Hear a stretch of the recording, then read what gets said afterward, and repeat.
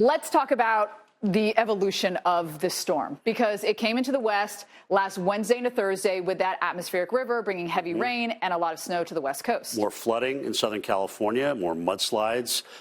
We had heavy snow coming in, but San Francisco had some big problems, especially at the airport. It did. And look at this wind-driven rain. Now, we know that it is a wet spot here along the west coast. This was just kind of the beginning of the atmospheric river. But this wind-driven rain, especially coming into that San Francisco area, they really have to close and separate planes from getting into this airport. You can hear how intense it was. Then the system made its way east.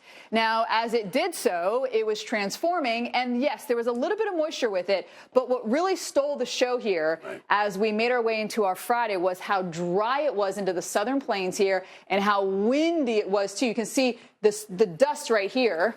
Yeah, this Oklahoma kind of into Texas. Color here. Yep. But I mean, from New Mexico all across Texas up in Oklahoma City, huge amounts of dust in through here. Not to mention this. Stillwater, Oklahoma, they do evacuations, Stephanie. 60 structures damaged or destroyed as a result of this very fast-moving fire. I mean, look at the flames. They're horizontal. Horizontal, very hard to fight, and just absolutely devastating for that area. Then the system continued east, and Friday evening is when things really kicked off. There it is for you, into the Midwest, and we had massive tornadoes from Missouri down into Arkansas. Yeah, you can see all the warnings, around St. Louis and also down into southern Missouri, into Arkansas. And this was 10, 11, 12 o'clock at night as all this was going. Over 24 people killed in the tornadoes in the Midwest and the South. This was in Poplar Bluff, Missouri. And you see the devastation that we experienced there. People have lost literally everything. I mean, literally thousands of homes, have been leveled as a result of this.